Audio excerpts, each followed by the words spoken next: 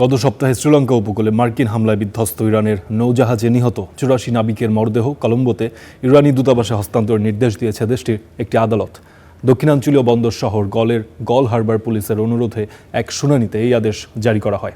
ভারতের আমন্ত্রণে দেশটিতে আয়োজিত নৌমহড়া থেকে ফেরার সময় IRIS টেনা নামে যুদ্ধজাহাজটি আন্তর্জাতিক জলসীমায় আক্রান্ত হয়। মার্কিন সাবমেরিন থেকে তাকে লক্ষ্য করে ছোড়া টর্পেডো আঘাত হানে এতে। স্থানীয় সংবাদ মাধ্যম জানিয়েছে নিহত নাবিকদের লাশ গলের জাতীয় হাসপাতালের মর্গে রাখা আছে। উপপ্রতিরক্ষামন্ত্রী অরুণা জয়সেগরা জানিয়েছেন, উপকূলে উদ্ধার হওয়া দ্বিতীয় ইরানি জাহাজ IRS বুশেহরের 208 ক্রুকে 30 দিনের ভিসা দেওয়া হয়েছে। বলা হয়, জাহাজটির ইঞ্জিনের সমস্যা দেখা দেওয়ার পর দক্ষিণ এশীয় দ্বীপ রাষ্ট্রটিতে আশ্রয় নেয়। কর্তৃপক্ষ জানায়, আক্রমণের শিকার নৌজাহাজ ডেনা থেকে প্রাণে বেঁচেছেন 32 জন। রয়টার্স জানিয়েছে, যুক্তরাষ্ট্র চাপ দিচ্ছিল যাতে জীবিত নাবিকদের যেন ফেরত না দেয় শ্রীলঙ্কা।